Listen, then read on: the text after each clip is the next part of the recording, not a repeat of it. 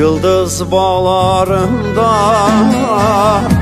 bir fakirhane, kıyan kıydı bu canıma felek bahane. Bak beni haber edin gele gele yaşlı dedeme.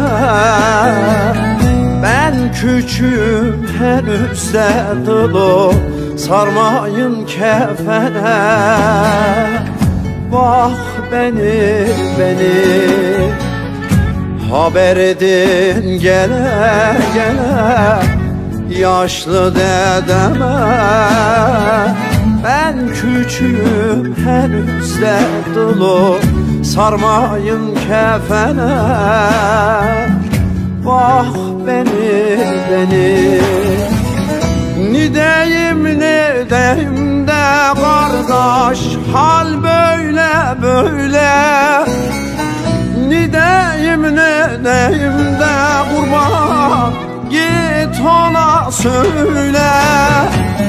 Kanlı gömleğimi yar örtün üstüme.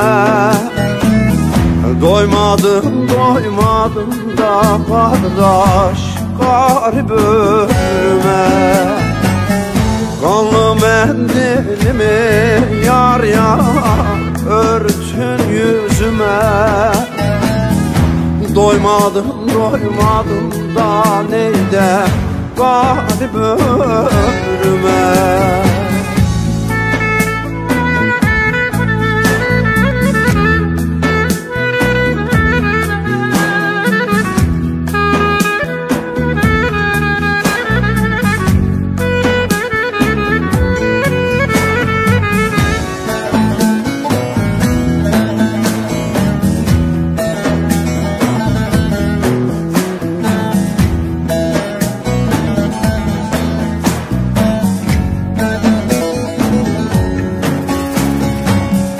Alıp da götürün Dersime beni,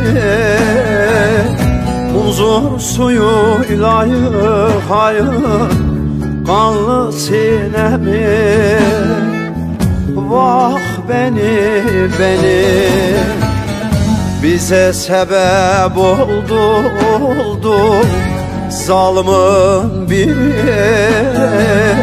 Dayanır mı bu acıya ana yüreği?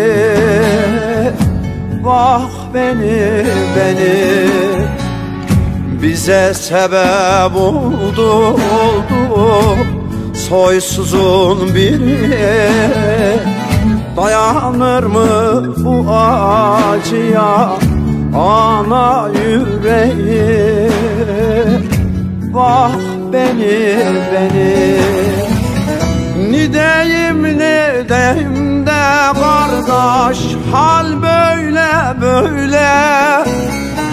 Ne deyim de kurban, git ona söyle. Kanlı gömleğimi